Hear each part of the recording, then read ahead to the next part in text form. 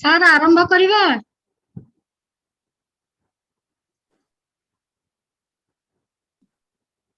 କରନ୍ତୁ। ସାର୍ ନମସ୍କାର। ନମସ୍କାର। ପ୍ରତୀକ ସାର୍ ନମସ୍କାର। ନମସ୍କାର ବିଜୟ ଭାଇ ନମସ୍କାର। ନମସ୍କାର ନମସ୍କାର ପ୍ରତୀକ। ଭଲ ଅଛନ୍ତି? ହଁ ସେମିତି। ଭାଉଜ? ହଁ ହଁ। ସାର୍ ଏବେ ବହୁତ ଖୁସିରେ ଅଛନ୍ତି କାରଣ ପିଲାମାନେ ମ୍ୟାଡାମ ସବୁ ଘରେ ଅଛନ୍ତି। ଆଚ୍ଛା। ନାଇଁ ନାଇଁ କେହି ନାହାନ୍ତି, ସବୁ ଥିଲେ। ଏବେ କଣ ପଳେଇଲେଣି? ହଁ। ଆପଣ ବା କହୁଥିଲେ 29 ଯିବେ ବୋଲି ସାର୍? ନାଇଁ ନାଇଁ ଏବେ ଗଲେ ସମସ୍ତେ ପରଦିନ। Okay.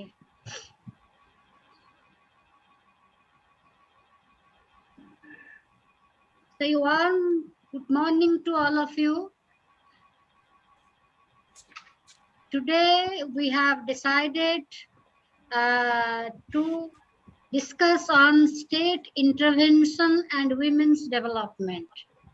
On behalf of Department of Public Administration and Journalism and Mass Communication Program, I welcome our esteemed speaker, Professor Vijay Bahidar. Bahidar sir is known to all of you because you have listened to him during our orientation program. That time we had also requested sir to meet you all again, but it could not happen offline, but on a virtual mode I have arranged this show. I also welcome many of my colleagues from across Odisha and India who have received this link and have joined with us. I also welcome some of the students from Ravenshaw University who have joined us to listen to Bahidar sir. And also our dear students, in spite of the connectivity problem, they have joined us. So many of our students are messaging me, Madam, audio is not clear, so we are not able to join. Connectivity problem is there. So today's topic, state intervention and women's development, is of vital importance to us. Though we know that a liberal democratic state has designed a state which is based on social contract. In other words, the state would give us all types of well-being. And in return, we have given the power to make laws or to the power to have a legal regime for maintaining law and order, social discipline in the society to the state. So state is considered as a large family where the state will look after the interests of all. We strongly believed in this. We established such a state through our constitution. We, the people of India, resolved to constitute India into a socialist, secular, democratic republic. And it is natural that every state is a sovereign nation state. So we made a promise to ourselves that we will together strive towards establishing an India which is socialist, which believes in socialism, secularism, and the values of democracy. The way the body polity has developed, the way the national consciousness has developed, we are finding many contradictions within itself. Many literatures have come where they say, since the state is the result of a social contract, So states should ensure the basic minimums of life to all, both rich and poor. When the poor are suffering, the suffering of the poor is at the highest peak at times, then the state is criticized as being perpetuating structural violence, because it is not exactly the violence or quasi-violence, but it is structural violence in the sense that policy implementation is lagging behind and poverty is not eradicated. Even today, something around 90 million people in our country, they are in fact they are under below poverty line.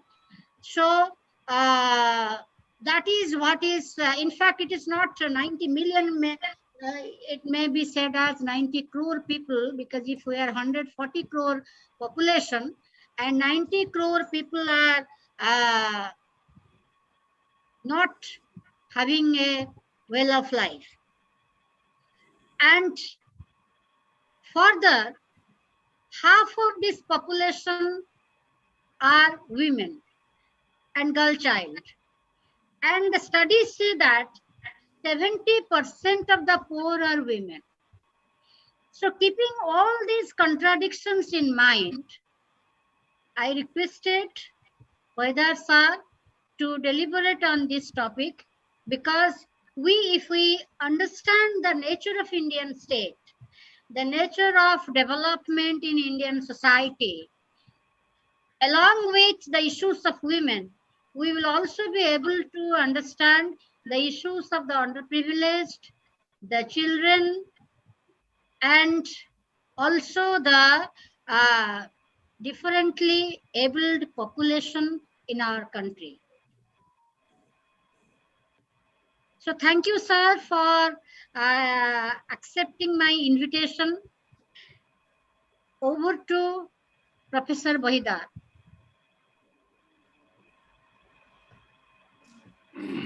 Thank you, madam. How long do I speak? What is the organization of time? So it's now 11:25. I think you can speak till 12:10 or 15. Then students will ask you questions. Okay, about 45 Or would minutes. you allow students to ask you questions in between? Well, see, I don't have to allow. It's their right. Okay. The right to interrupt. Okay. So and any of the parties. And my classes are supposed to be democratic spaces. Time not monopolized by the teacher. Everyone has a right to time. And, participants can feel free to intervene in between, but those interventions have to be short. I think that would be helpful for other participants as well. So it's everyone's time. And I would like critical reflections to be made on all that I say. In fact, I am subjecting myself to critical evaluation by all the participants, including the youngest of students present here. Sir, मोर गोटे request होची टिके video टाको adjust करि दियंतो आपनका face टा जेमति पूरा दुसिबो कना एटा YouTube रे live streaming होची तो टिके एडजस्टमेंट बहुत क्लोज बसंती आ टिके आपन अछंती टिके ऊपर मुंह कर दियो बस बस Is this okay? Actually, I'm let me apologize for being very poor at managing technology. Nice. I could never even take a good snap in the conventional kind of camera. So when my aesthetics, of course, is not of a very high quality. So when these two things, technological inabilities and poor aesthetics, explain why the photo frame, in fact. How? Coming back to the topic, let me first of all express my sincere thanks to Professor Swarnamyee Tripathi for giving me this opportunity to be involved with her students once again. And I fondly remember my first interactions this semester with the students of public administration and journalism. It was very exciting, very, very interesting. I still remember that the students were very inquisitive, argumentative, very original. And I'm sure with the inspiration provided to you by as brilliant as a teacher as like Swarnamyee Tripathi, you must have progressed much more than what you were at that time. Now, when we are talking of state interventions, it's extremely important to understand the nature of the state. What do we really mean by the state? You know, the state has been subjected to very confusing interpretations. State is equated with government largely, and when we are talking of public policy legislation, it's in fact equivalent to the government. But the state can be much larger than the government. The state is often equated with the nation. In fact, the government is equated with the nation at times. You know, state, nation, government are concepts which have to be very clearly distinguished by students of political science, public administration, media studies, and the general public who is interested to understand how the state is working and how state interventions in different areas affect our lives, our individual lives, and also our collective rights. I'm so happy that in our introductory remark, Professor Tripathi spoke about structural limitations, structural violence. We will be making some reflections on that as well during the course of our discussion. And of course, he has drawn your attention to the fact of poverty. You know, that's a brilliant starting point as far as understanding gender is concerned. Let me first of all make some clarifications on what we actually mean by the state, because that's very important while we are understanding state intervention. That would help us to understand to what extent the state is capable of intervening and what are the limitations on the state, or what are the prejudices which the state can carry. These are extremely important to understand. Normally, there is a liberal understanding of the state as a kind of a neutral institution. A neutral institution which stands above the society, which rises above class and sectional conflicts in the society and their interests, and acts as a kind of neutral arbiter. It manages the society, its conflicts, different kinds of interests, different kinds of pressures put on it in a very neutral, impartial manner. That is largely a liberal understanding of society, which consciously or unconsciously gets into our minds. Whenever we talk about the state, well, there is an audio problem, somebody says. I think let me use the hearing cord, the microphone. Just give me a second.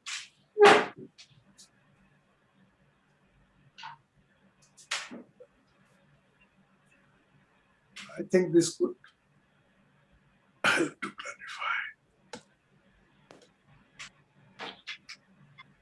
Am I audible now? Yes, sir. Yes, sir. Okay. If I am not clearly audible, please let me know. I normally avoid the use of No, this. actually, sir, nothing at your end, because your end is totally clear till now.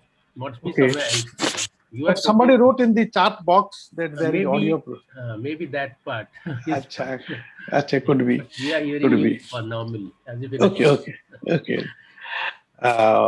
Well, however, let me hope that things would improve. Now, state is obviously the supreme power structure in any society. I think that is something which is acceptable, universally acceptable, that it has more powers than others. There are different power structures existing in a society at individual and group levels. And the state is the highest power structure and supposed to be the supreme power structure, because all other power structures are supposed to be under the control of the state. Supposed to be, I'm saying supposed to be. I put the word supreme within quotation marks. The state, in fact, could be controlled by some other power structure. It's a kind of dialectical. Reflects the configuration of classes and groups in the society.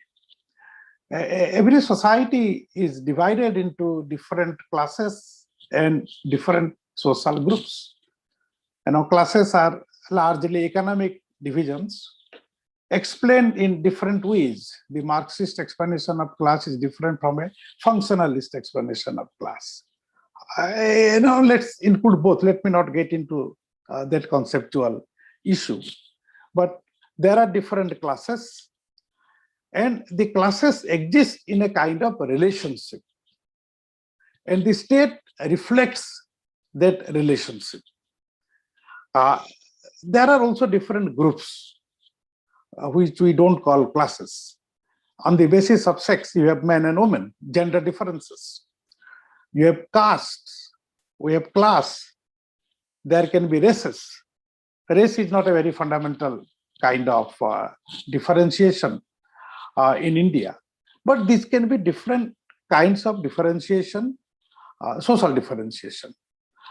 Now, when you have different kinds of social differentiations, and if these socially different groups are related to one another through power, if there is a power relationship among them, then the state, in fact, is a kind of reflection of the power relationships existing in the society among classes and among social groups. The state is not free from that. That is my basic point. It's not neutral. It's not free from that. The power of the state is not exercised equally by all, even in a so-called liberal democratic state, nor the state represents the interest of all. It's a reflection of power relationships existing among different groups and classes in society.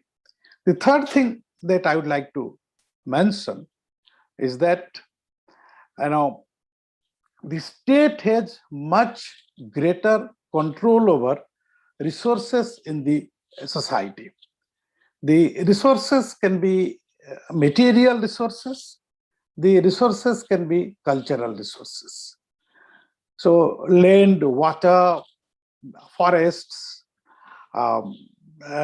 minerals, are material resources. Factories, houses, whatever are material resources. The state can regulate the material resources, the use of material resources. The state can control material resources. The state can distribute and redistribute material resources. It can change the distribution of material resources in a society. So also cultural.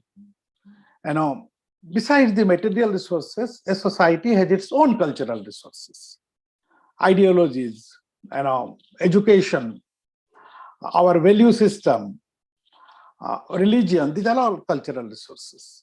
Now, these cultural resources may be independent to a large extent, but yet the state has the ability to control some of these cultural resources to a great extent, and it has the ability to control certain other cultural resources, which means it has the power to intervene at the level of culture and ideology.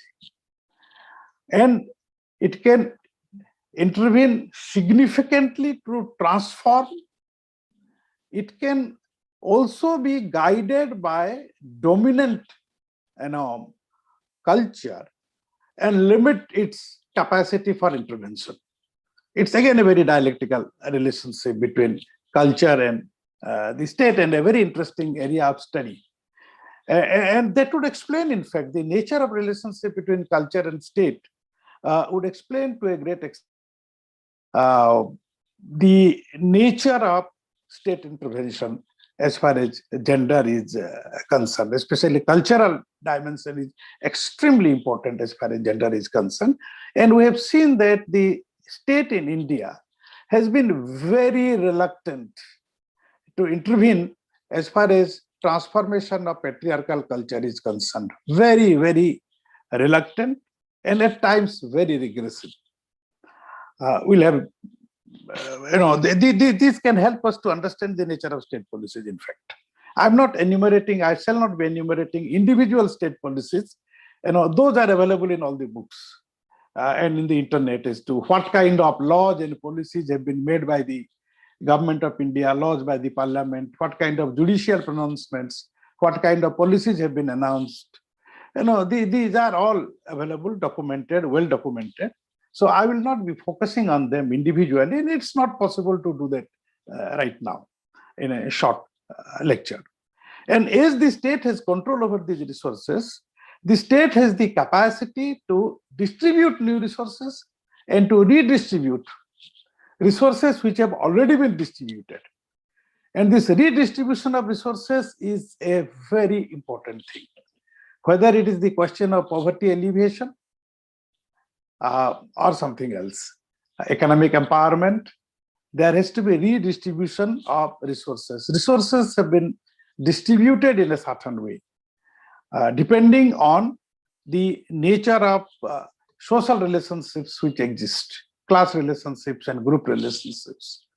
Now, whether the state has taken steps to redistribute those resources, unless those resources are redistributed, a situation of inequality cannot be changed. To change a situation of inequality, there is need for redistribution. And complementary to this is the ability of the state to play a positive role in ensuring social justice. Not only ensuring social justice, in conceptualizing social justice as well. The problem with many people is that they find no fault with policies. They say that all policies are good, but we have a corrupt and inefficient system. Policies are not implemented properly. The problem lies in implementation. The policies are good. Normally, there is a tendency among the educated middle classes to think that all policies are good, but people are not being benefited because they are not implemented properly. Well, there is a problem of implementation. Many policies are not implemented, and many policies announced by the government are in fact countered by the government in its own interventions, subsequent interventions. That's a very paradoxical kind of situation.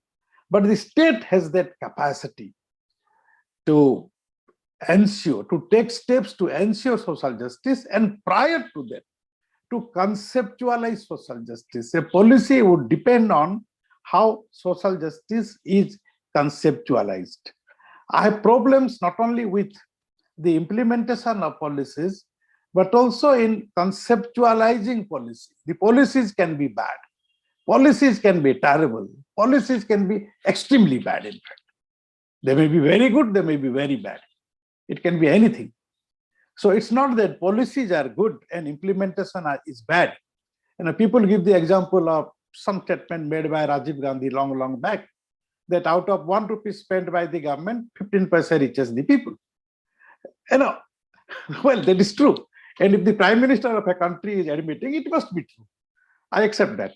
But yet, that doesn't sufficiently explain as to why there is no social justice, why there is no abolition of poverty. That doesn't explain. The problem lies in conceptualization of justice, conceptualization of equality. These are extremely important points which hardly get debated. And then when you look at the state, let's look at the state as consisting of broadly three machineries. One is the political machinery. The political parties which form the government, the prime minister, chief minister, etc., governors, the political part of the executive, as well as the legislature. They are political. And every political party has its own agenda, has its own understanding. And at times its real agenda may be camouflaged within a manifesto. A manifesto is not the agenda. A manifesto can camouflage the agenda of a political party. So a political party has its own understanding, has its own perspective, its own ideology, and its own agenda. And it tries to implement that. Certain things are declared, certain things are not declared, in fact. One is to read between the lines. The second part is the bureaucratic structure of the state. The state has a bureaucracy, right from the top till the villages, to the panchayats and down to the villages. It has a bureaucracy. There is a political structure, there is a bureaucratic structure. And the bureaucratic structure is in fact critical element in implementation of policies and also providing inputs for policy formulation. And in fact, in policy formulation these days, the bureaucracy has usurped even the role of political parties, role of the parliament. Whatever policies are formed, the prime minister and the chief ministers are more dependent on the bureaucracy. Government has become more bureaucratic centered, and the political leaders, ministers are overridden. Whatever the bureaucracy wants, it gets through, and the legislature passes that. So in a democracy, normally we mean that the political executive is superior, but that's not true right now. Its superiority has been greatly undermined by the assumption of a massive amount of power by the bureaucracy everywhere, the bureaucratic element. And third part, which is important for us, is the ideological structure of the state. There is an ideological structure which is very important, especially in the context of gender. We have basically the academic institutions, the liberal academic institutions, right from the UGC and NCERT to the bottom colleges and schools and primary schools, the boards, state boards, and different kinds of institutions, which make decide the curriculum, make the syllabus, produce books, and they teach in a certain way. And the UGC and the CBSE, NCERT, they determine the curriculum, what is to be taught, what is to be researched upon, what is to be given importance to. This is an important ideological state apparatus. And along with that, you have a media, an extremely powerful media. Media was not as expansive and as powerful as it is today. Today, the media is no more the fourth pillar of democracy. It's a structure of power. It legitimizes power. It has become an instrument in the hands of the corporate sector and the government largely. There is the role the electronic media and the large print media play in this country. My statement may be controversial, but that is how I look at it. The main work which are done by education and media is not simply television and newspapers. It can be cinema, it can be other things, other art forms.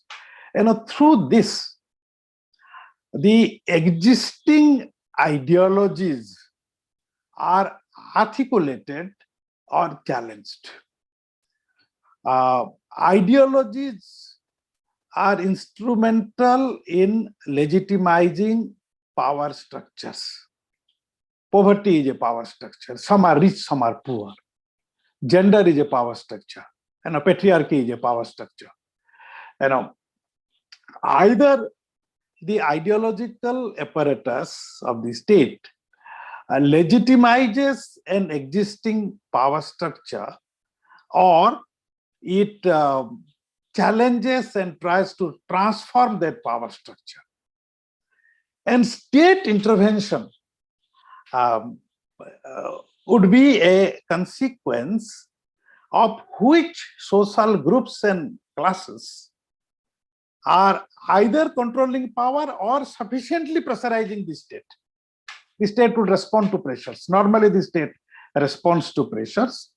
Either it responds to pressures by actually and honestly conceding to the demands made by the people. It will make an appropriate legislation and implement it. Or it would use repression to put down the articulations of transformative demands. It would suppress a movement. It would behave in a very authoritarian way. Or it can take a middle path. And the middle path is that the state is not interested to intervene significantly to change the power structure, but the state is interested to diffuse the pressure which is built upon it.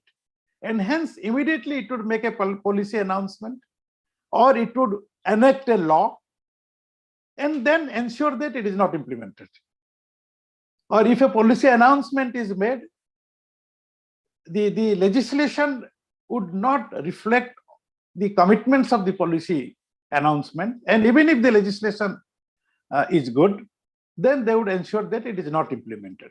Now, that has happened to land reform legislations and the Forest Rights Act. These are two very clear examples. Now, today people don't talk about land reforms. Earlier, there was talk of land reforms.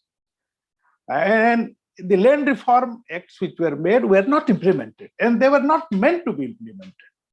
The acts were made simply to diffuse pressure, to ensure that movements come to an end. And peasants feel satisfied, the landless, the poor feel satisfied. And then the state would not clearly implement that, or it would leave a lot of loopholes in the law so that it would become unimplementable. It would be challenged in the court, and the court would strike down many things. And in many cases, the state takes the middle path, and it doesn't fully concede to people's demands. That has been my understanding, especially demands from the marginalized sections of the society. It doesn't fully concede, nor it would, in all cases, use repressive methods. In some cases, it uses very repressive methods, but not in all cases. For example, as far as property is concerned, if there are strong demands against capitalist accumulation of unlimited wealth, the state would use repressive methods. Or on the question of land acquisition for industry and mining, the state has been using repressive methods. But in case of gender, the state would not do that, in fact. In case of gender, either the state would remain silent, or the state would make some laws within the permissible limits of patriarchy. That is, the laws would be such that they would appear to be empowering and reformative, but they would actually not weaken patriarchy. It happens largely like that. And that is because the state is enmeshed in a kind of social power structure. The state is a reflection of the configuration of social power. And that's how this happens. Now, when we are talking of women's development, let's again be clear by what we really mean and what we expect. Most often, the term development has been identified with growth, quantitative expansion. How many girls are enrolled in schools and colleges, how many are getting jobs, so on and so forth. It can be quantitative, really. But is development simply qualitative? Does that really, tell us very clearly that women have developed? More women have got into jobs. More women are studying in schools and colleges. The number has significantly increased from my time when I was a student long back. And now I find many more in different professions. But is that again enough? Well, I will definitely credit the state for having taken certain measures to encourage education of women and also to provide jobs for women. It has taken some steps. Surely it has taken some steps. There is some positive kind of intervention, affirmative intervention, some social justice oriented intervention, which has really helped this. But then when I ask a question as to whether there is gender equality, whether women are really free, well, then the answer may not be very positive. So development is not simply quantitative. It is quantitative, it's growth, surely, no doubt about that. That element is important. But unless it is accompanied by qualitative changes in women's lives, it's not women's development. And women may be getting employment even in the military, doesn't matter. But then, if there is an overwhelmingly predominant sexist attitude in different professions, in the families, in the social space, women are not really free and equal. To me, freedom, equality, and dignity. People talk in such language which just undermines dignity. Somebody said, Nari mananku swadhinata dele sabu bisungkhala hijibe. I remember. And I had made an attempt to build a women's forum long back. I think that was the first women's forum in any college, long back in 1999. And there were some people who said in the meetings, and look at this sentence, I'm just putting a sentence, I'll tell you one more sentence. Nari mananku adhiko swadhinata thile bisungkhala hijiba. First of all, women are considered to be irresponsible. They are so irresponsible that there will be indiscipline. They do not know how to use freedom. The intelligence of women is undermined, and they are irrational and irresponsible. So there is a fear that it will be undermined. No one raises the question of men misusing freedom, but they raise the question of women misusing freedom. But the second part is more serious. My second objection to this statement. The second objection is Nari mananku swadhinata delle. Freedom is something which can be given or not given.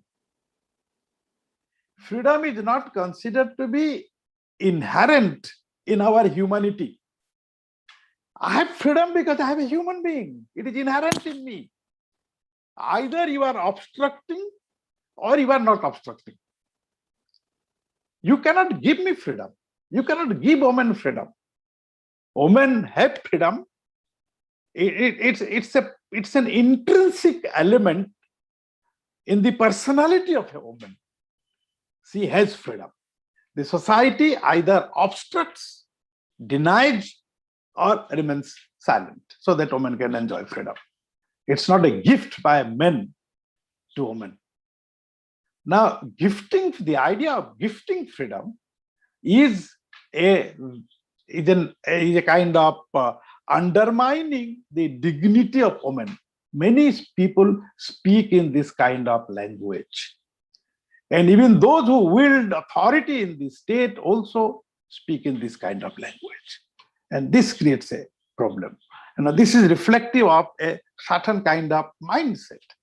And if this is reflective of the mindset of those who have power and those who determine, like those who are in the media, those who are in the universities, those who are in the bureaucracy, those who are in politics, then what kind of state interventions can we really expect?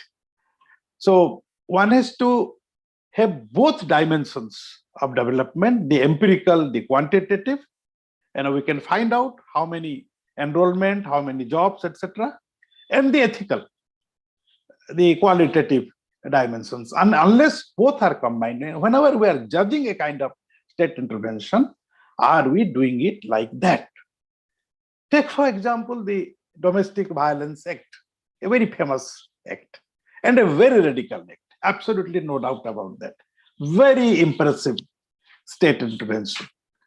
The domestic sphere was considered to be independent of state intervention. It's within my family, my personal relationship. Why should the state intervene in that? And in fact, the initial definition of domestic violence in the first draft of the bill, you can find out when the first draft was made and presented in the parliament and which was opposed. And it could not be passed. It defined violence as habitual beating up women by men. Just imagine a ministry of government defining violence as habitual beating, which means occasional beating is not violence, which means people have a right, the mother-in-law, the husband, etc., have a right to beat somebody, the wife, and if they do it regularly, then only it's a kind of violence, and that can be considered violence, a criminal kind of act. Just imagine the mindset and the assumption, cultural assumptions behind this law was that women were inferiors. Women were considered to be inferiors. Women were considered to be worthy of beating.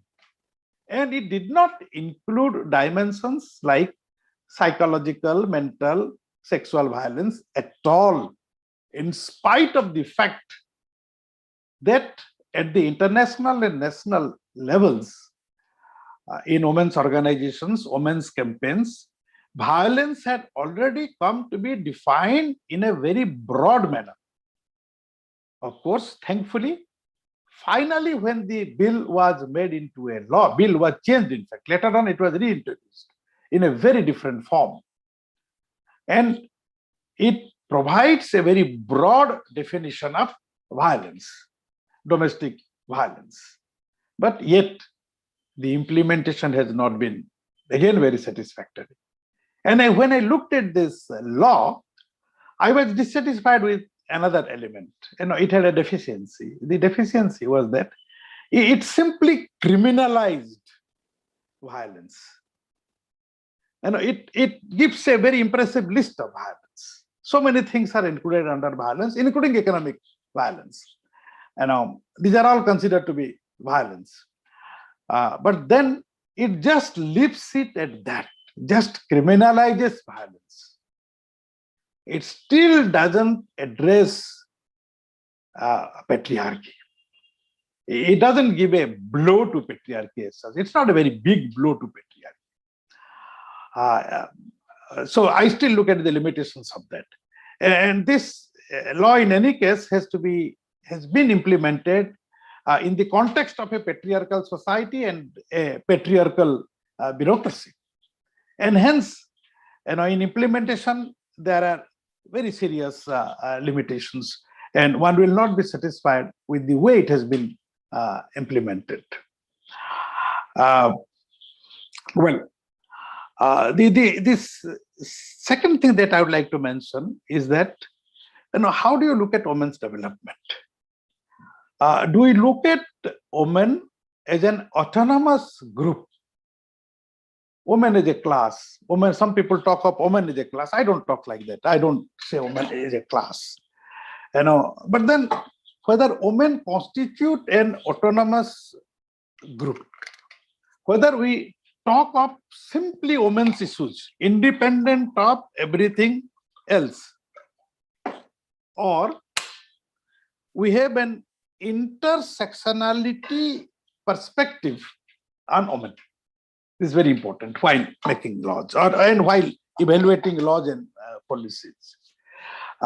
Whether women just are an autonomous group, nothing to do with others, or whether we look at the society as a conglomeration of different power structures which are interconnected. Like we have gender, we have caste, we have class, we have religion, and these are all different kinds of inequalities. And these inequalities are interrelated inequalities. A woman is just not a woman. A woman can be a tribal woman. A woman can be a Dalit woman. A woman can be an upper caste woman. A woman can be a majority religion woman. A woman can be a minority religion woman. A woman can belong to any class. A woman can be a bourgeois woman. A woman can be a working class woman. A woman can be say a peasant woman. Now, and a woman can at the same time be a woman, a part of patriarchal power structure, a Dalit, part of the caste power structure, a worker, a migrant woman worker working in the brick kilns of Telangana going from Western Odisha. So she is a worker. So one can be at the same time a woman, a Dalit woman, a Dalit and working class woman, and Dalit and working class and a peasant woman, or a landless agricultural worker woman. One can have many layers of interrelated group and class identities interconnected. Now, if we take this intersectionality approach, then what happens is that we not simply look at state interventions which talk in the name of women only, women reservation bill, or something like that, harassment, sexual harassment of women, or the rape law, these are specific to women. But at the same time, when we are evaluating women's development and looking at state intervention, we must look at state intervention in various forms of inequalities like caste and class, poverty, working class, and what are the laws and how they are implemented as far as the working class is concerned. What are the laws in relation to Dalits and Adivasis? How is the prevention of atrocities? SC/ST Atrocities Act is being implemented. They also address the problem of women. So when we are talking of women's development, my argument is that we look at women in the context of intersectionality. So we examine state interventions in agriculture, in the working class, in the labor codes, as far as Dalits are concerned, tribal interventions are concerned, and then look at the gender component within that. We look at, there are certain issues which are common to all women, but then all women are again not homogeneous.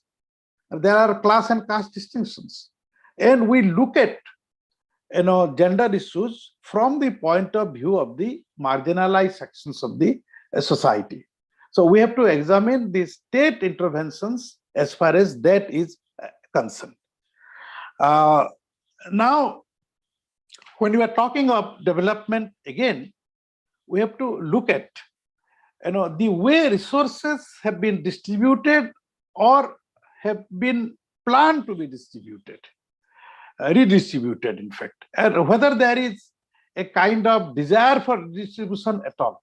If there is no desire for redistribution of resources, then the state intervention becomes very weak. Take, for example, the Forest Rights Act was made in 2006. 15 years after, the progress is very disappointing. So it means that redistribution is not taking place. There can be many examples of different state interventions where redistribution is expressed as an intention of the government, but actually they are not implemented. And then, of course, the second thing is violence. A lot of state intervention has taken place in the field of violence against women. And there have been sensational state interventions, in fact, especially the 2013, the post-Nirbhaya Burma Committee report, very radical. And that has been accepted by the state. So there have been very sensational interventions. There are sensational acclamations and demands by the people also at times. At times, very, very irrational kind of things that happen. Take, for example, death punishment in case of rape. We become emotional, sentimental, become very angry. We become so angry that we ask for death punishment. While in our own families, we practice everyday discrimination against our daughters and wives and mothers. And at the same time, we ask for death punishment. This is a very emotional, sentimental kind of thing. And when this gets into, when the state doesn't filter such demands, such pressures, and just as a kind of populist response accommodates death punishment, the consequences can be disastrous. The victim may be in more danger. A rape victim may be murdered, may be killed, because the rapist knows that if she would give evidence, he would face death punishment. Why not kill? So, it becomes sensationalization at times. So one has to be very, very careful, and the state falling prey to sensational demands is not a very positive kind of trend. Disproportional punishment is dangerous. In fact, it has many, many other negative consequences.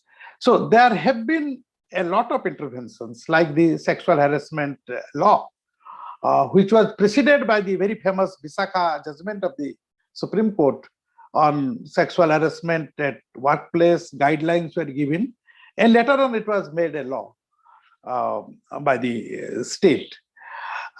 Similarly, the rape law, changes in the rape law, there have been important changes. To what extent they are being implemented is a different thing. But some very sensational things have happened as far as violence is concerned, but violence goes unabated. It keeps on increasing, which means state interventions have really failed. They have failed because, laws, whatever laws have been made, they are not implemented. The bureaucracy, including the police bureaucracy, is not sensitive to the issue of gender. And the bureaucracy, right from the top till the bottom, till a constable, is a part of a society. And the society to which they belong has a gender bias. It's a very highly patriarchal society, and they carry their patriarchal biases to their official work. So even if in some cases the state is making some radical interventions, now those really are not reflected in actual practice, where it comes to implementation, and hence the rate of conviction is very low. Cases are not investigated properly, and the judicial process takes a long time. There should have been a kind of speedy judicial process, and for a speedy judicial process, you need judicial reforms. You need a large number of courts. You need a large number of judges to dispose of cases.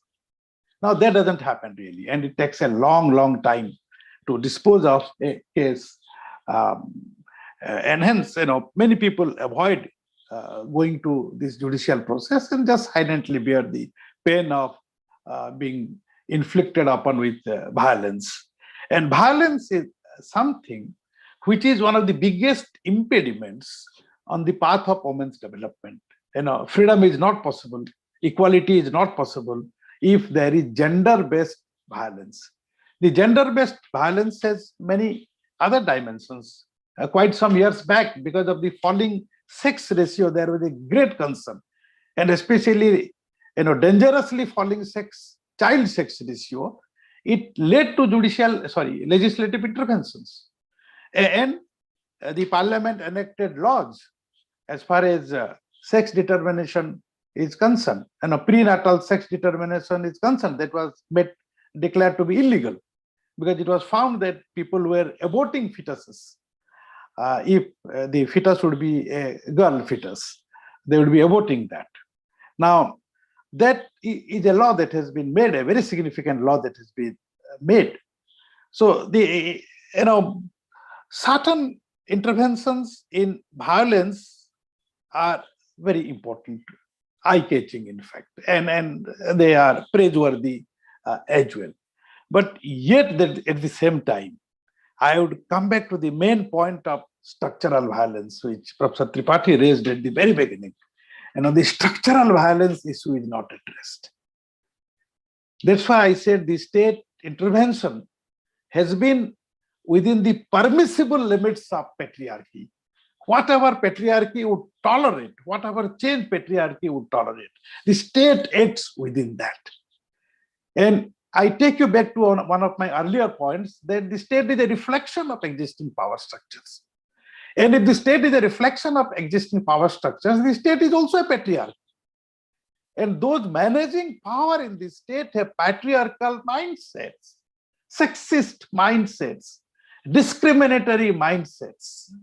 And with discriminatory mindsets, at times they are forced to respond to civil society pressures and make some laws and try to implement them.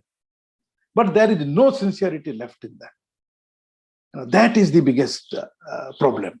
The state getting enmeshed with social power structure, limits the capacity of the state to intervene in the case of gender development. So violence is something like that. We have structural violence. And still there are khap panchayats in many parts of northern India.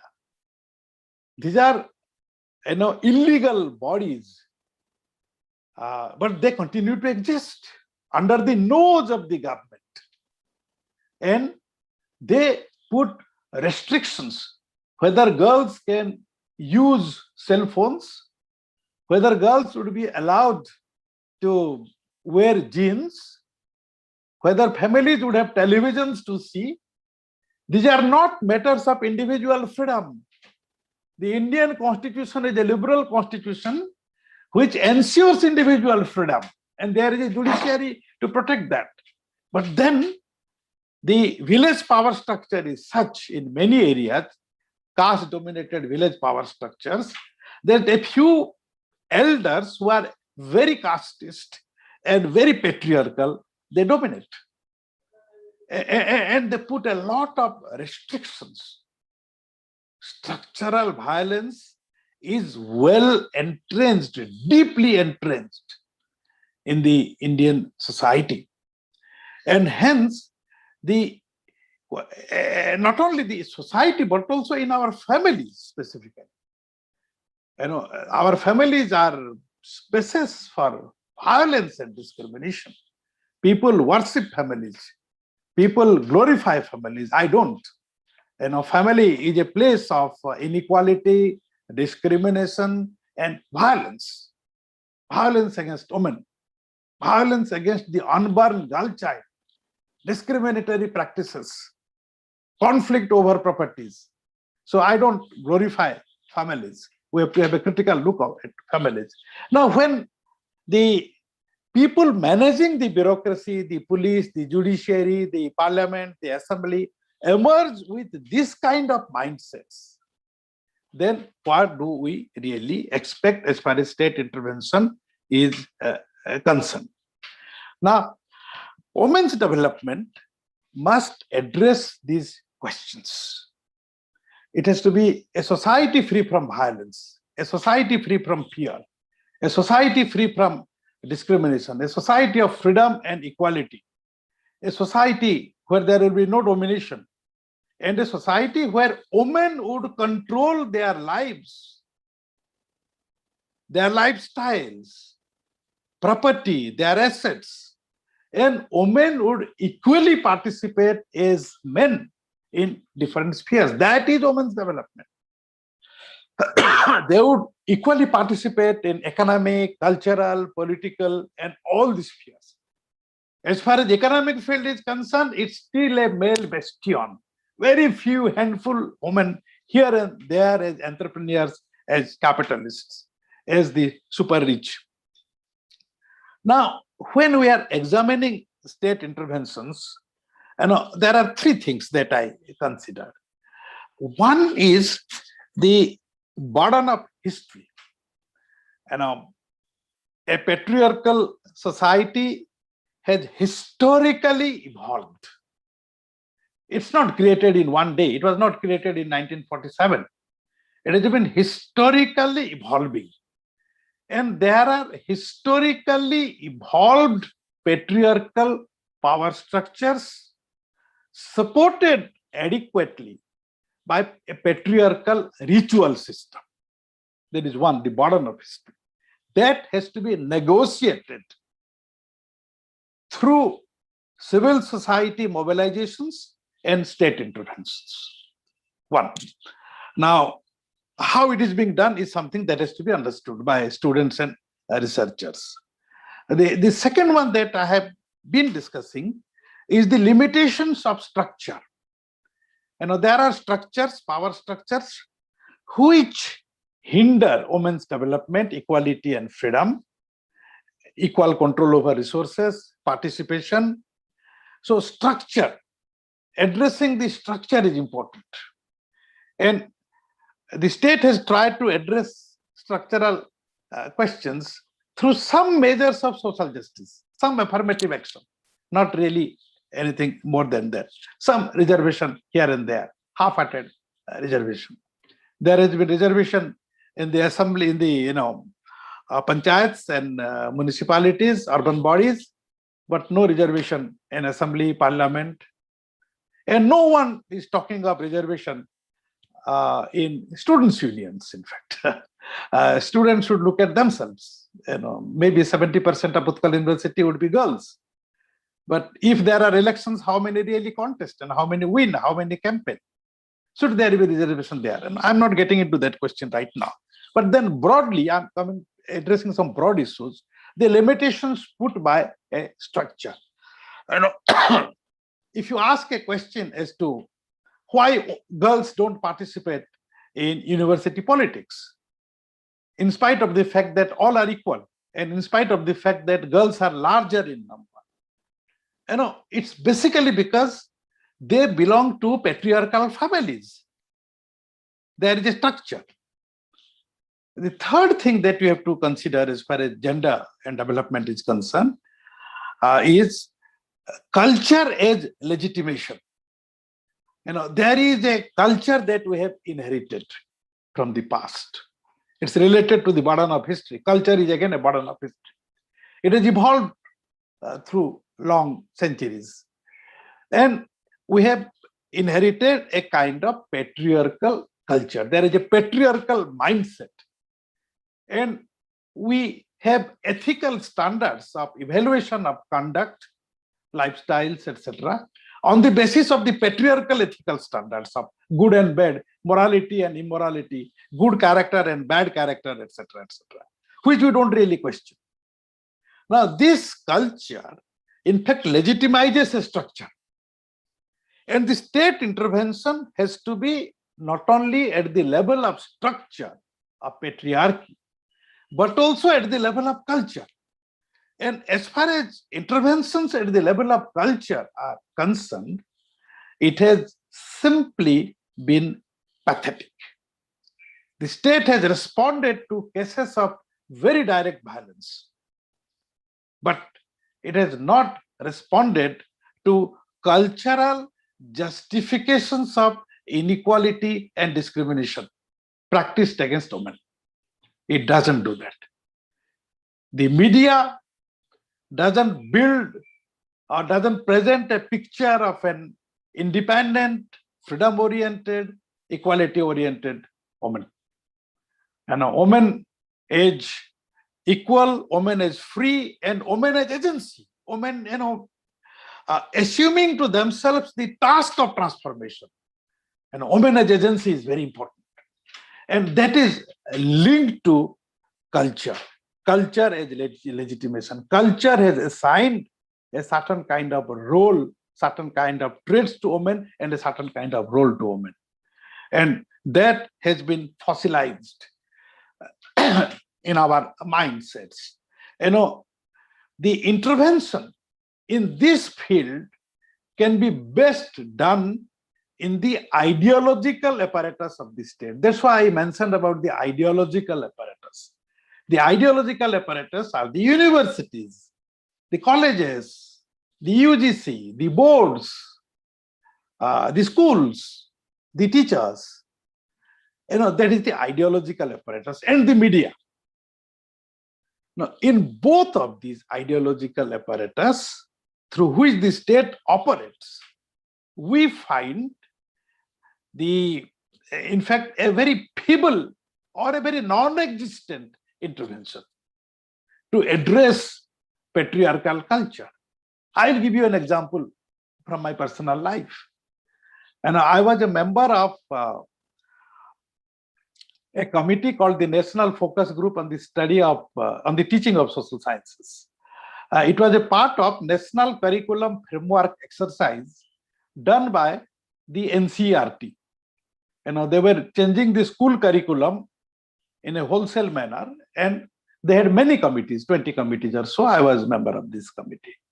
When I went to attend its first meeting, I collected some Odia medium books. I didn't get the class 1 English medium book, the NCERT book, the state board book to that meeting. There was a picture of a house where mother was cooking and father was going with a bag to outside. This picture to me created a certain legitimate image in the minds of the children. Then the place of mother is in the kitchen and place of father is in the outside. He interacts with the outside world. He goes outside, he does his job. And it's like that kind of a division. I was very dissatisfied. Imagine the 21st century textbook. I carried that to the NCERT and I said that, well, I had this kind of picture in the Odia book. I'm sure the NCERT book would not have this kind of picture. But still then let's have a look at the NCERT book. I called for an NCERT book for class 1. Surprisingly and shockingly, a similar picture with more bright colors and on better quality paper was printed. And then we had a lot of arguments. Some defended that, said that, well, what you are talking is about symbols. I said, well, symbols are important.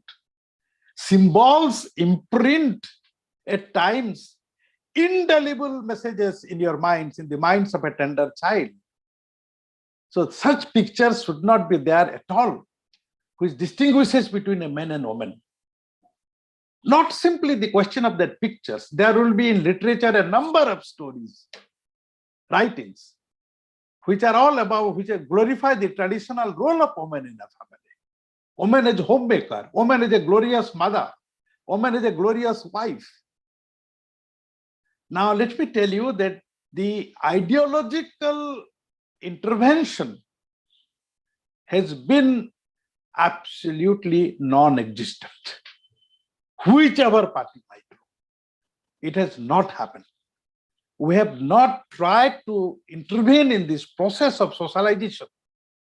School is a place of socialization where children initially socialized in the families to traditional value systems, patriarchal value systems come. And school is supposed to transcend the family socialization process and expose them to new ideas of freedom and equality. The socialization process at home is normally a very orthodox, conservative kind of socialization process. The state has refused to intervene in these things. The state has shown no interest to intervene in such things. There was an attempt in 2004, but to some attempts there were a lot of resistance. But then it's not enough to make a curriculum. A curriculum has to be transacted at the grassroots, in the schools, in the classrooms, by teachers. And if the teachers carry patriarchal bias, how do they transact even a curriculum which is based on or which focuses on an ideology of equality and freedom? They would still not be able to do that. So the ideological state apparatus has been largely a place for conservation of existing patriarchal culture, not really intervene too much, and it has failed. Similarly, the media is so strange. Look at the television. Aji Savitri Amavasya.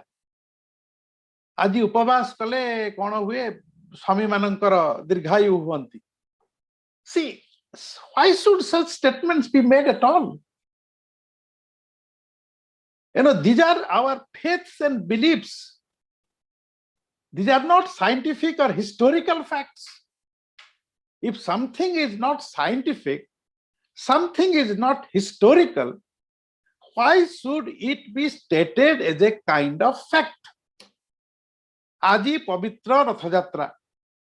Pavitra is something which is not a kind of scientific statement. It has no place in science. What is sacred? These are related to our value systems, what we think something to be sacred. Somebody may consider it as sacred, has nothing to do. There is nothing called sacred. When such statements are made without qualifications, Aji Omukankara Janmadina, so gote tathakathita Puranika Charitra. How do you know he was born on that particular day? It is not a historical fact. No historian has proven that. One may be a Puranic character. So the cultural interventions by the media has not been really as powerful as it should have been. I am really sorry to say that. Education and media have really failed, and the state has not really tried seriously to make a dent as far as patriarchal ideology is concerned. And unless the patriarchal ideology is replaced, the patriarchal structure would continue to exist. And as long as the patriarchal structure continues to exist, institutions of the state would be reflecting patriarchal prejudices. So many of our interventions are influenced by this. The last point, because I have run out, I've taken far more time than I was given to. Just in 1 or 2 minutes, I will take you back to the question of women's reservation.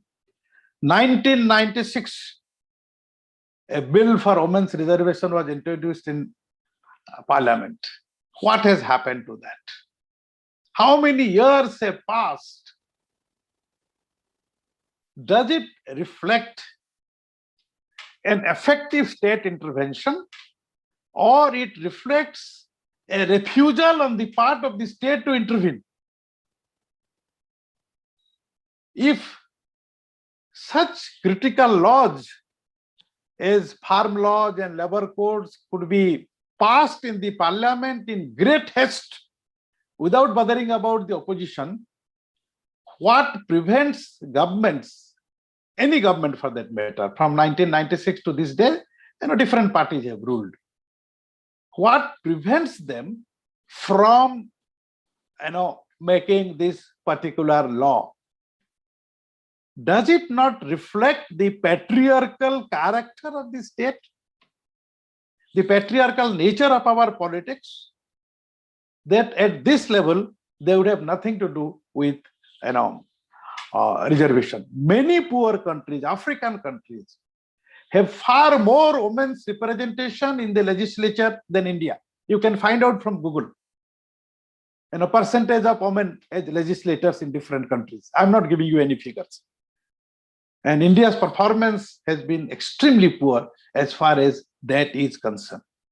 So one has to understand that the constitutionally constituted Indian state has definitely taken up a number of initiatives, no doubt about that. I'm not denying that. And largely under the pressure of people's movements and women's movements. But then we have to evaluate these interventions in a critical manner. I didn't get into the constitutional part. It's not possible within a short period of time. But however, you have to start with the constitution to understand the gender sensitivity of the constitution makers, and then, of course, the subsequent developments, and develop a framework for the young scholars. It's important to develop a framework of understanding. And all these laws and policies are enumerated in books and everywhere. But how do you really approach? How do you really evaluate? And how do you look at the future? And of course, one more minute on the last part that I wanted to say but couldn't say is on the notion of empowerment. Development has been equated with empowerment. There is a notion of empowerment. Everybody talks of empowerment.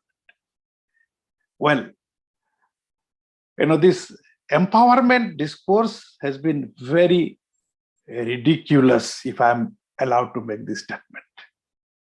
You make provisions for some small things, giving a small amount of loan to constitute an SHG group,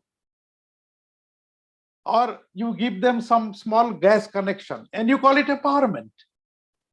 Does that give them power? Empowerment is not the same as providing some small relief to the poor.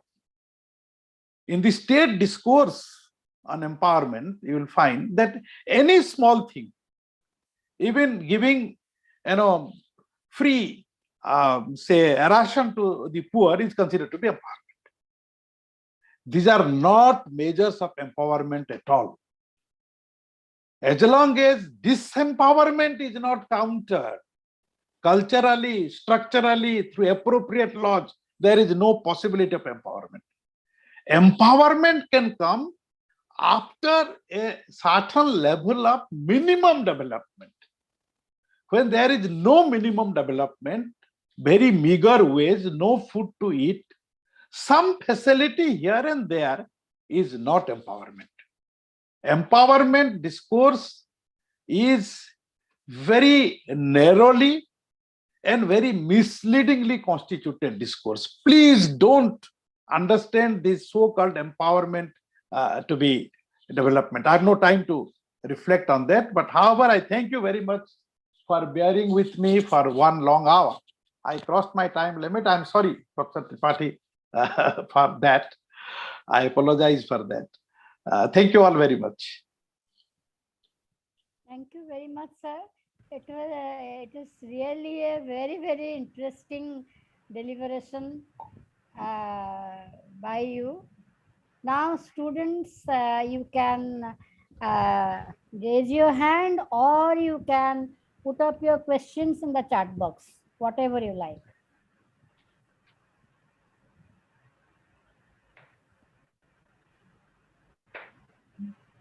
You can raise your hand also.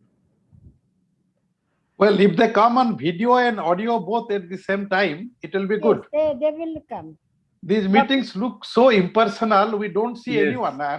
I'm speaking to a screen, in fact. Okay, Baijanti wants to ask a question. Baijanti, unmute yourself and switch on your video and ask your question.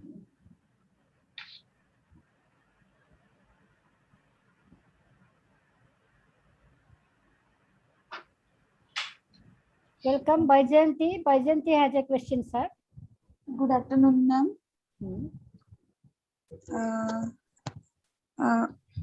Am I audible?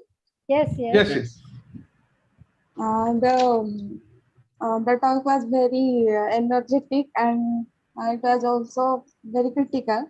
And I have a question that when we talk about the development of women or women's development, I think it also include the protection of the rights of women first. But when we talk about the protection of the rights of women, sometimes it happens that control take place in the name of protection of the rights. So how can we differentiate the protection and the control?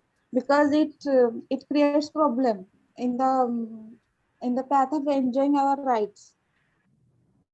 Can you give an example? Yeah,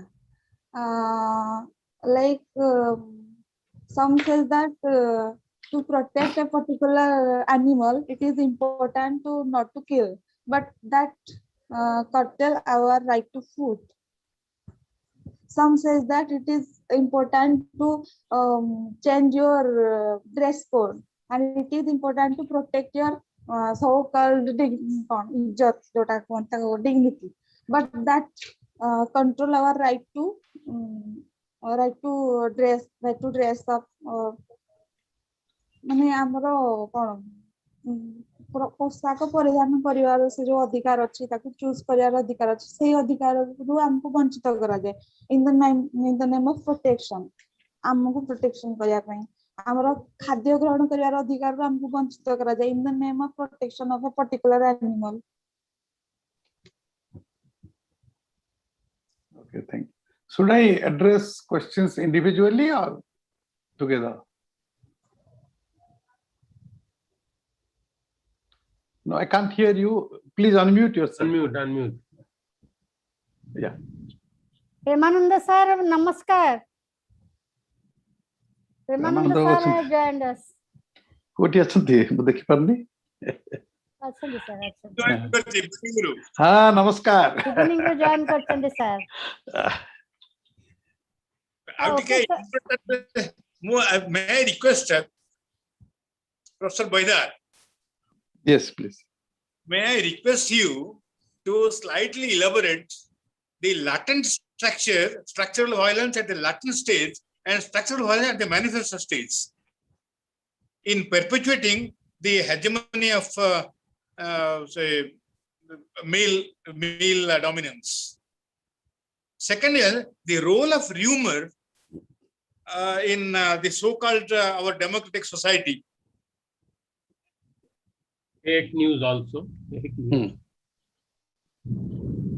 right The latent grammar and the language. That right is how the principle behind controlling the resource, including the human resources. Yeah. କଣ ହଉଛି କଣ କହୁଛନ୍ତି କି ବର୍ଷା ଦିନରେ ଘର କରିବା କଥା ପାଣି ଦବା ପାଇଁ ପଡିଯାଇଛି ବର୍ଷା ପାଣି ପଡିକି ହଁ ସେମିତି ହିଁ ତ କରନ୍ତି ପ୍ରାୟ କରନ୍ତିନି କି ତାଙ୍କର କରାହଉଛି ନାଇଁ ଦୋକାନ ପାଖରେ ହଁ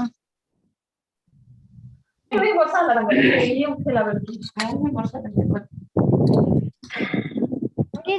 Please mute yourself. ଶୀତରୁ ଷ୍ଟାର୍ଟ କରିଦବୁ yeah yeah I think everyone should mute unless one is speaking. Please mute yourself. Yeah, if there are more comments and questions I can take a group of questions and comments. There are two questions. Yeah. One is, what is your take on death punishment for crimes in rapes? Does it falls under rarest of rare crime category? That is one. And another question is, that's something question on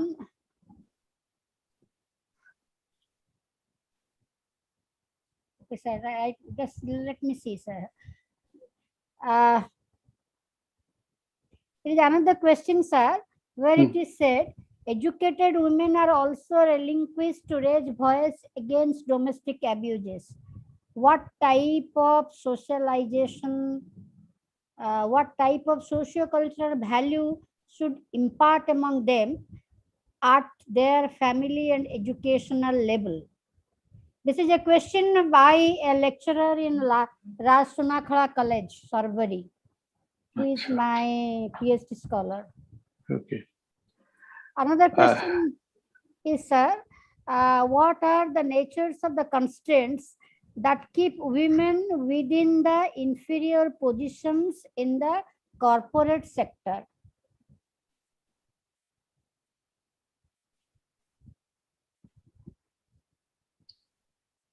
These are I the- might forget some of these questions. Okay.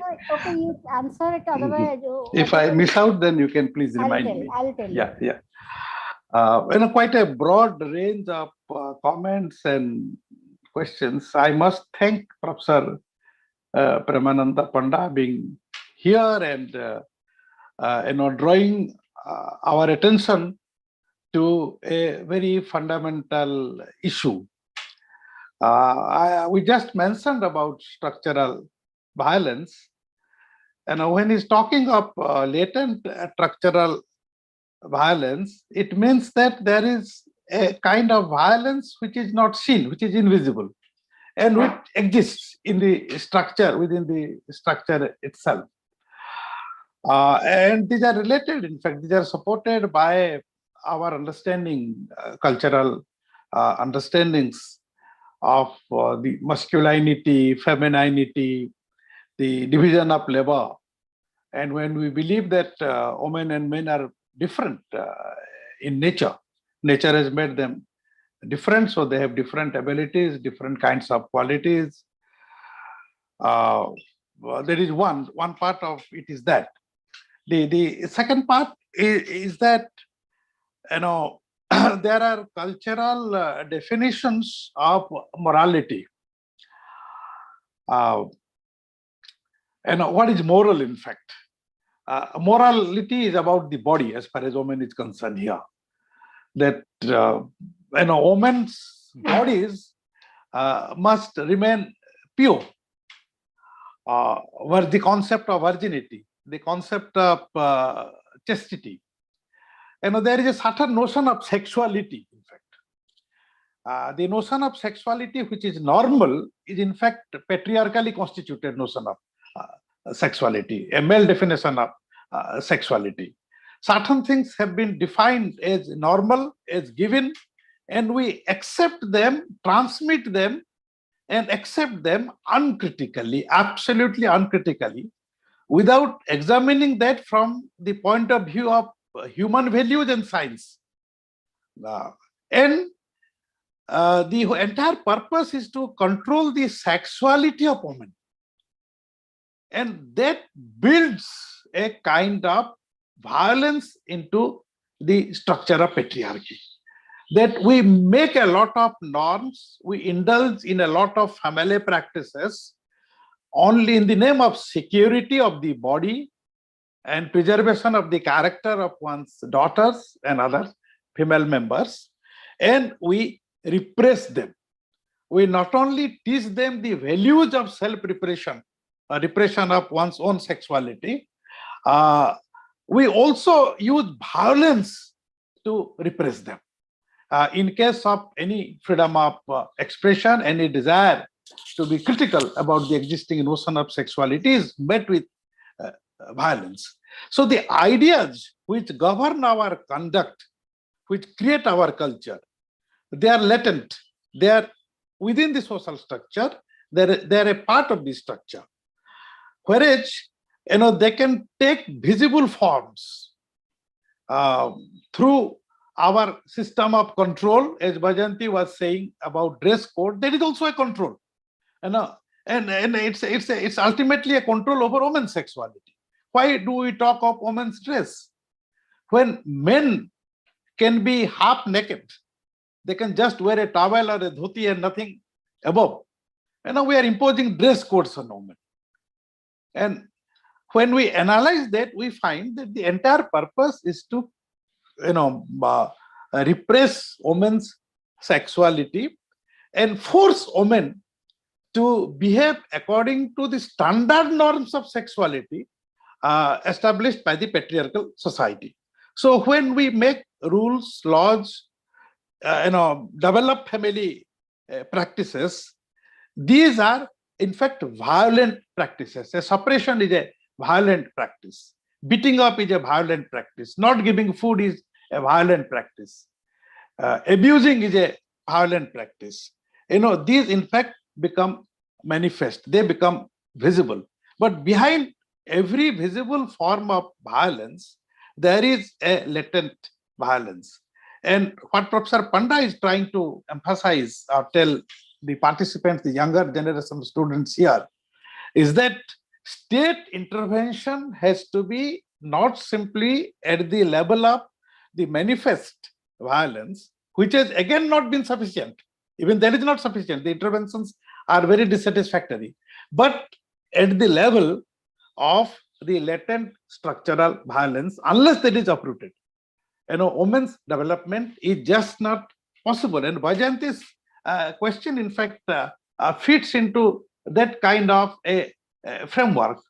That there are rights of women, there are universal human rights, and there is a very progressive enumeration of women's rights in the CEDAW, the Convention Against Elimination, the Conventions on the Elimination of All Forms of Discrimination Against Women, 1979, CEDAW. I think all boys and girls must read every word of that CEDAW. The CEDAW is a very radical document at the international level, and India is a signatory to that. Now, when we look at India's state intervention, we have to look at CEDAW and find out whether the interventions made by the Indian state are in conformity with that or they are contrary to that. So when we are talking of rights, this is a document that we can always use very fruitfully to evaluate state interventions, including legislation and judicial pronouncements. Some judicial pronouncements have been just brilliant, in fact. I remember in the infidelity law, the pronouncement, especially the statement made by Chandrachud, Justice Chandrachud, was just a brilliant statement. And the Supreme Court acquitted itself so well in that particular case. I have no time to discuss that particular thing, but it's just brilliant. So the dignity is, in fact, is something which needs to be redefined by Jayanti. Dignity has been defined in a very conservative manner. Women are repressed, and hence they are not able to develop in the name of family honor and social honor and village honor. The honor of the village is lost if girls are wearing jeans and talking to their boyfriends on the cell phone. They consider that the village is gone. The honor of the family is lost when somebody loses virginity. Or if a girl falls victim to rape, people consider that the honor of the family is lost, the dignity is gone. And dignity of a woman has been defined in terms of self-repression. She must repress her sexuality. She must be silent. She must not protest. She must not be loud. She must not assert her individuality. And that has been defined by dignity. And it is important that this notion of dignity has to be reconceptualized by inverting the definition, in fact. It has to be, and dignity must mean freedom, the freedom to choose, the freedom to decide what one will wear, what one will eat, with whom one will make friends, what political decisions one will make, what lifestyle one will choose, whether one will marry, not marry, have a live-in relationship, whatever. Make her own sexual choices. That is, dignity has to be redefined. And unless we are redefining dignity, then we fall victim to the orthodox appropriation of dignity. Dignity is a battlefield, in fact. And dignity has to be redefined. Concepts are battlefields. Unless we redefine concepts, concepts will not have a liberating impact.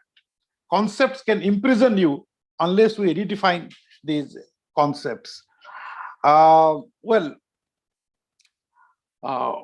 course, the question of humor and this is all about post-truth and rumor. Rumor, of course, has been there in our society for a very long time. And many rumors have been very harmless rumors.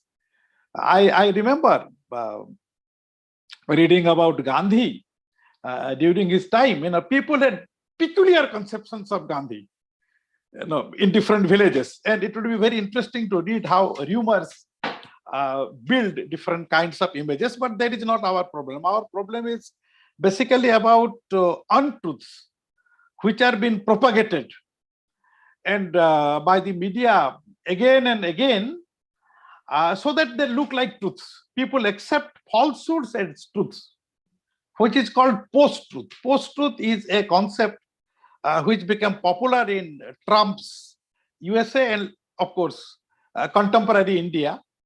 That has been a critique of the way the government works by some people. And post-truth basically is an attempt by governments to present half-truths or falsehood as truth, propagate it, and make people accept it. It's extremely detrimental to democracy. It is anti-democratic. It would help authoritarianism. However, that's not our problem right now. As far as the question of death punishment is concerned, I feel, you may agree or disagree, death punishment or capital punishment has no place in a civilized life. I would dismiss death penalty altogether if I had the powers. No death punishment for anyone. And jail has to be a place for reform. Have jails and punishments help to create a better society in India? Punishment is retributive. A hand for hand, an eye for an eye. Things like this don't help to improve our civilization. The quality of civilization goes down, it becomes barbaric. Killing people is barbaric, in fact. So to me, in a democracy, in a civilized society, in a human society, there is no place for death punishment. If somebody is giving a life sentence, it's enough. Somebody cut off from the family, living in a cell. And if human beings can improve, if jails can become reformatory, human beings can improve, what is wrong with that? I would recommend all young students present here to see an old Hindi film, Do Aankhein Bara Haath. Please watch this film, an experiment which a jailer makes. Do Aankhein are the two eyes of a jailer. He petitions to the government and the government allows him, in that story, to take 6 convicts who are undergoing life imprisonment for murders. In fact, they had murdered some persons. And he takes them out of the jail to an open space and makes an attempt to reform them. Please watch that film. Let's think out of the box. We become too emotional, too sentimental, too retributive. Retributive justice is no justice. It sinks our society. It sinks our morality. Just killing somebody. And we are so excited by the killings. I remember the Hyderabad rape case where the 4 accused were killed by the police. And people celebrated that with candle lights and so on. Can we do that? There was no judicial trial. Who has the power to punish? Police has no power to punish. Judiciary is the appropriate place to punish. But then, we have seen Hindi films, we have seen the dialogues, Tariq pe Tariq, etc. We think that no justice is done. So don't wait for the courts, kill them. The idea of death punishment can lead us to support such undemocratic, barbaric acts by the police. It's not a civilized society which supports that. There can't be media trials, and police reports cannot be taken on face value, and police has no power to kill. There is no need to kill. Absolutely. Let there be a proper judicial process. These are signs of authoritarianism, which is a danger to democracy. So no death punishment as far as I am concerned for anything, and especially for rape cases. What does death punishment really imply? There are two implications. One implication is discussed, the other is not. We are shy of discussing. The implication that is discussed is that, well, it's a heinous punishment, a woman's, this is the loss, this kind of this. So kill that fellow. Now, if rape is considered to be a grave physical injury, then logically there should be death punishment for all grave physical injuries, whoever commits them. But when we are talking of rape, is not simply physical injury, but something different. And we have a certain notion of purity and pollution of the body inbuilt into our thinking. We attach sexuality with purity and pollution. That is something which people don't discuss, and I have no time to discuss now. But then rape punishment for the persons who is committing the crime is, to my mind, is a disproportionate punishment, excessive punishment, number one. Number two, I'm not undermining rape as a kind of very violent and despicable crime. I'm not doing that, but I'm talking of punishment. Number two, has the provision of death punishment reduced the incidence of rape? If a punishment doesn't check the incidence of a crime, then that punishment is a useless punishment. Punishment should be preventive. And in this case, women are becoming more vulnerable because a rape, convict would prefer to kill a woman, because if the woman lives, she would give evidence, and the fellow will get a death punishment. So death punishment has actually endangered the lives of women and girls. They were earlier getting raped, and now they are getting killed after getting raped. Do they have no right to survive, a rape victim?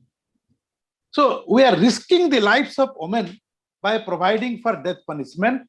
It's a bad punishment as far as I'm concerned. I'm not a lawyer, I'm not a legal expert, but to me that's a bad punishment. Very interesting question. One is that if you do not consider SSG and ration card as empowerment and reliefs only, then in your view, what do you suggest to empower women from grassroots? Well, empowerment has to be the complete, first of all, abolition of poverty and guaranteeing minimum standard of dignified livelihood. First of all, then we talk of empowerment. These do not ensure that. SHG groups and ration cards mean that we demand ration cards, okay? And we demand universal kind of PDS system, and not a targeted PDS system. We want to expand the PDS system, but that is not empowerment. I would ask for that. I would support that, but I will not call that empowerment, because it doesn't empower anyone. It simply gives people some food who cannot buy it at the market price. It gives them a little bit of relief. It doesn't give them nutrition, right to nutrition. Empowerment would be if everyone has balanced diet and nutrition.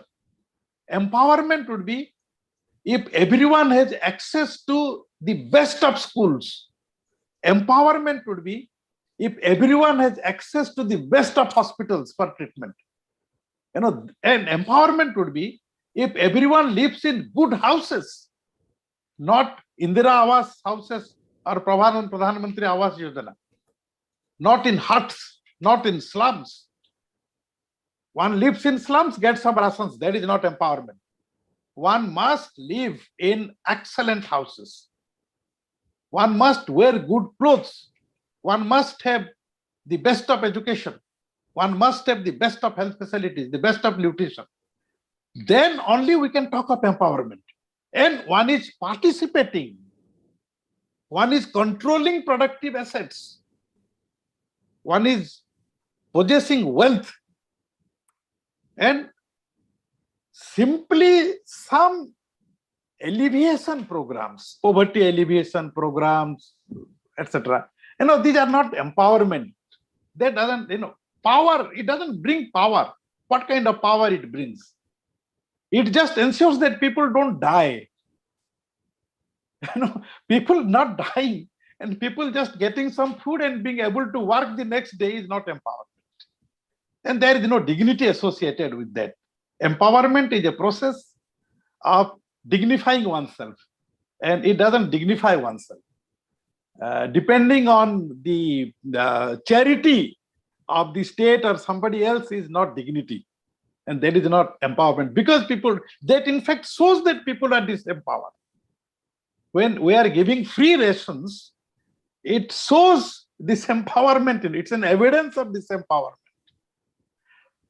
So it's not empowerment. Empowerment is a very positive kind of process where people can decide, people can choose, and people can participate.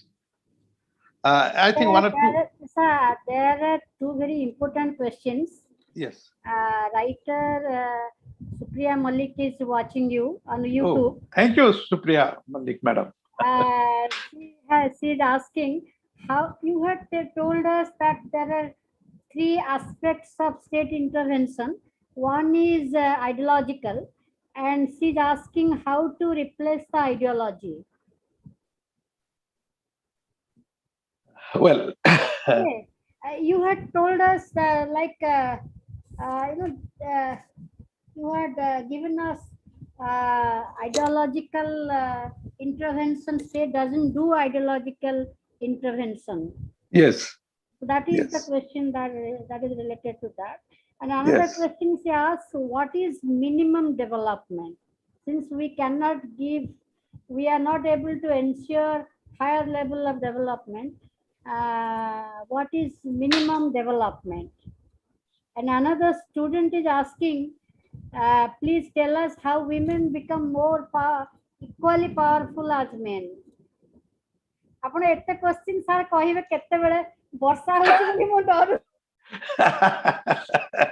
And actually, I am thankful to all the very active participants and young scholars and very senior scholars and teachers, famous teachers and literary personalities who have been posing so many issues. These are all absolutely relevant and very fundamental issues. Minimum development is just the one that I said right now about the opportunities that one should have in life in terms of education, schooling, health facilities, freedom. That is the minimum. I won't go below that as minimum. And I believe that the state has enough resources to ensure that. When India has people who could be the richest in Asia, among the top richest in the world, and so many, can I be muted? I'm muting myself for a minute.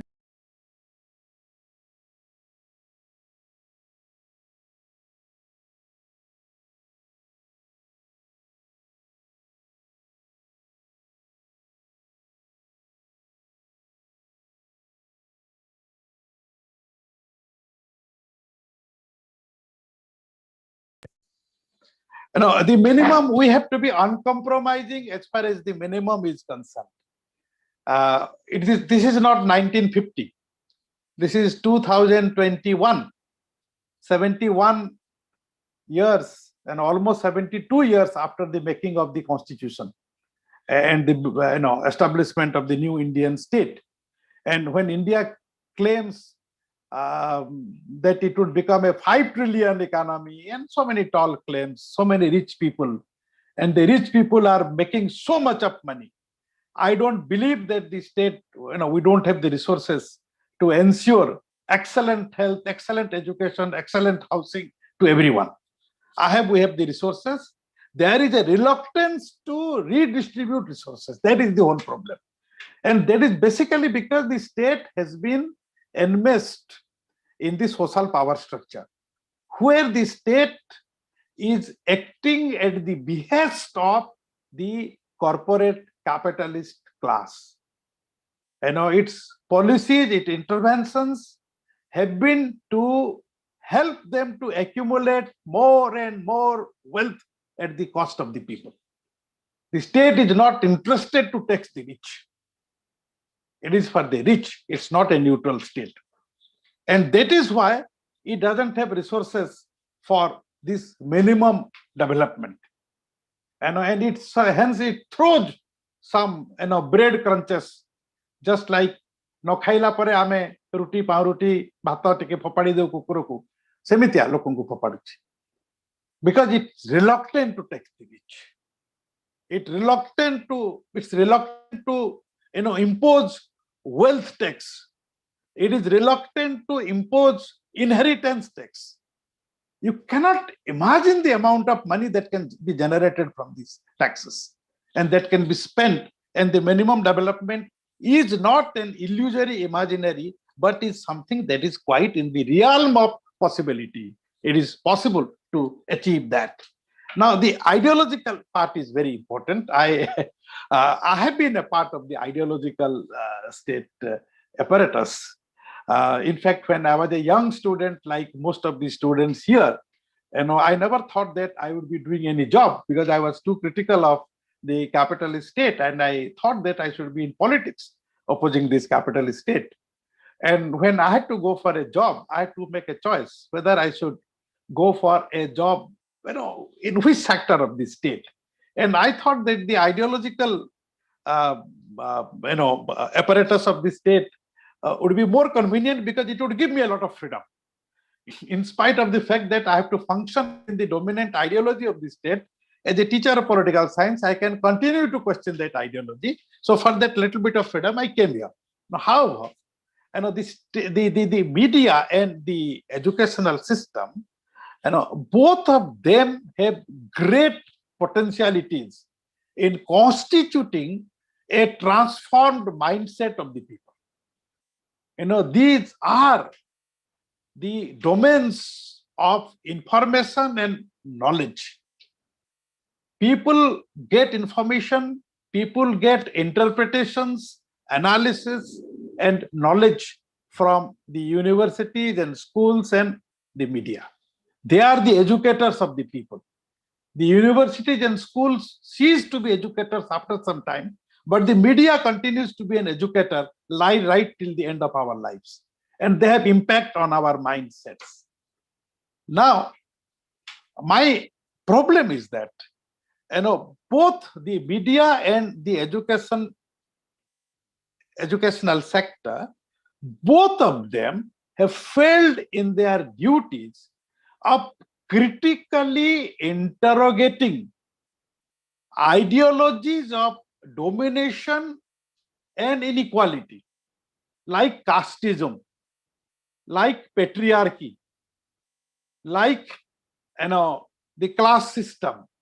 These are the ideologies which have not been sufficiently critically interrogated. And unless there is a process of interrogation of all existing ideologies, all existing cultural systems, which have been built around the power structures of caste and class and gender, unless that is done, and that can be done through education, unless that is done in our textbooks, in our curriculum, in the orientation of teachers transacting the syllabus, unless that is done, then the traditional conservative ideologies continue to exist, and we become carriers of that and disseminators of that conservative kind of ideology. The second thing I would like to add here is my disappointment about the ritual systems in the schools and colleges. The Ganesh Puja, the Saraswati Puja, and then when you start a meeting, there will be some deity, and you light a lamp, put some flowers on that. These are things, even if there can be some lessons on scientific temper, on rationalism, but these rituals which we practice, they just counter that. We are reverted back to zero. So the ritual systems associated with the educational institutions are not critically interrogated. And the curriculum, the lessons, and the orientation of the teacher are things which have not really been developed to counter the existing ideology, because it is in our thought processes that we raise questions, we raise counters, and we try to reconstruct, we develop visions of a new society, a new kind of culture. And that process is something that has to be stimulated by our curriculum, by our education system. I'm very sorry the education system has completely failed, and it is simply a degree giving. It is doing degree giving exercises, nothing else. BA, MA, PhD, this, that, school +2. It simply imparts degrees, examination centric, completely disoriented as far as knowledge is concerned. The search for truth doesn't exist. And hence, the ideological battles against patriarchal values have not taken place within the educational institutions. As a teacher with a long experience of teaching, I'm really very sorry to admit, the very dark facts about my profession, about my community. Teachers have become carriers of old, outdated, fossilized kind of ideologies of inequality and discrimination. And they still want to be worshipped as gurus on the day of Guru Divas. I'm very critical of that kind of practice. And where students have to touch the feet. And why can't teachers consider themselves equal to the students? Why do students have to touch the feet of teachers? Why can't our classrooms be interactive? Why can't we allow students to be original, creative, and critical and challenging? These are questions which require a lot of discussion. I'm very bitter about my own feelings about my own community. I'm really sorry. I feel that the student community has been let down by the teaching community. That's what it comes to. There were some questions about educated women not voicing against domestic domestic violence. This is very true. Whoever has asked this question has spoken the truth. Because in this education, again, the education which has avoided the ideological questions or which have been trapped by existing ideologies of patriarchy is responsible for this. Education here is not actually knowledge, is not enlightenment. Education is about all degrees and jobs. One might have got high degrees and good jobs, but one is not yet enlightened. One's mind is still trapped in the traditional values of patriarchy. Even if a woman suffers, she would still come out and say that, well, some women are speaking out, but still there are some women who would not say that. They would say that, well, their husbands are treating them very well. And the mother-in-law is like more than a mother. Loves her more than a mother. She may be getting tortured, she may be getting beaten up, she may be getting humiliated, but outside she would maintain this. Because she has been socialized into this kind of value. She has internalized that she must appreciate her family and she must tolerate.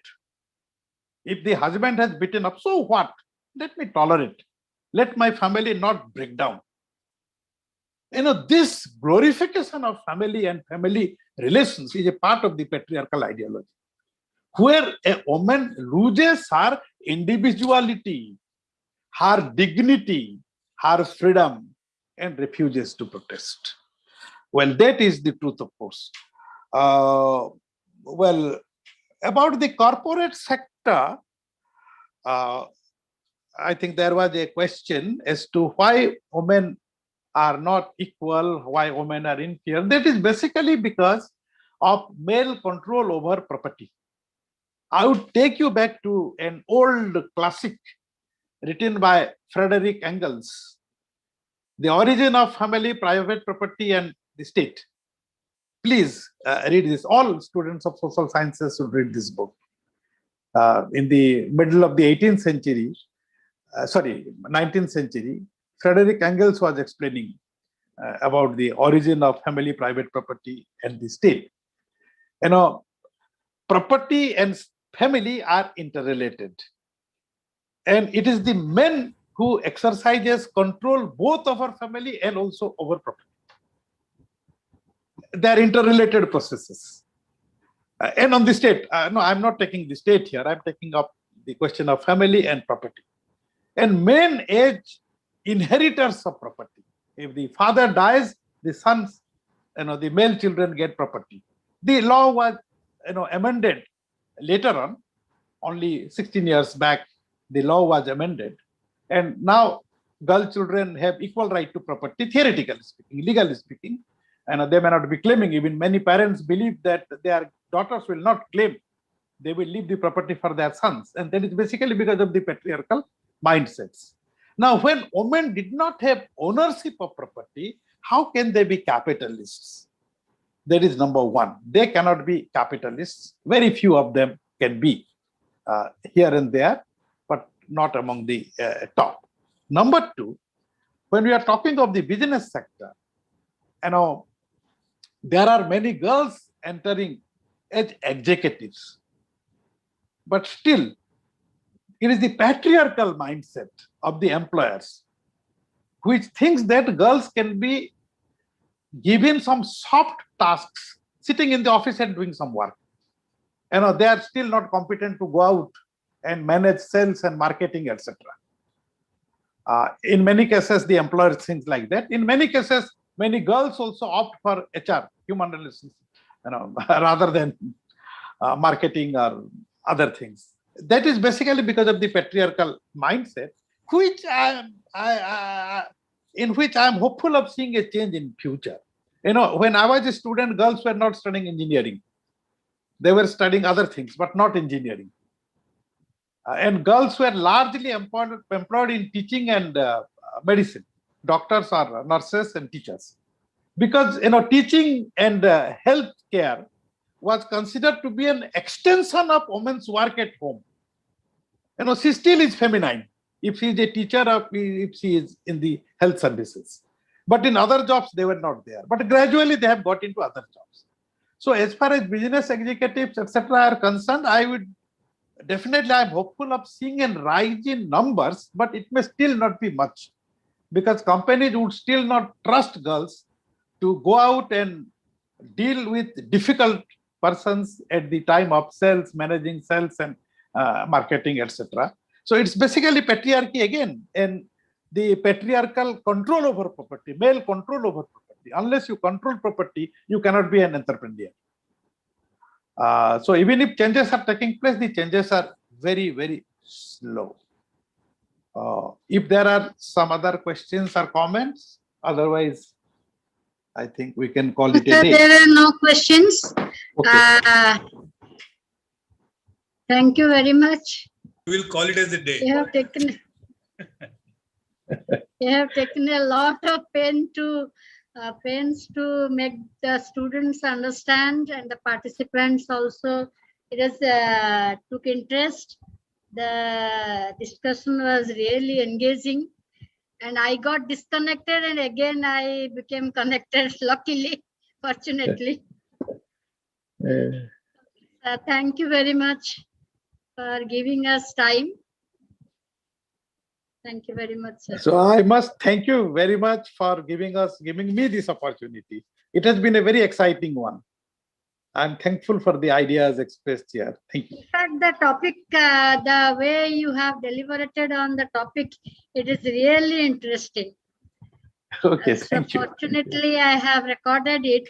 Otherwise, we would have missed it. Thank you, sir. Okay, thank you. Thank you.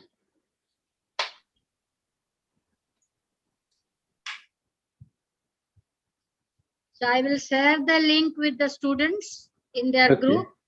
So please watch it. Okay, thank you. Thank you. Okay, I'm leaving then. Okay, sir. Thank you.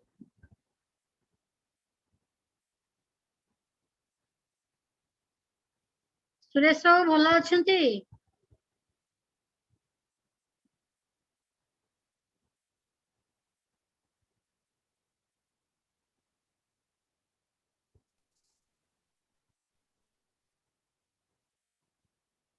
Suresh ବାବୁ ଭଲ ଅଛନ୍ତି?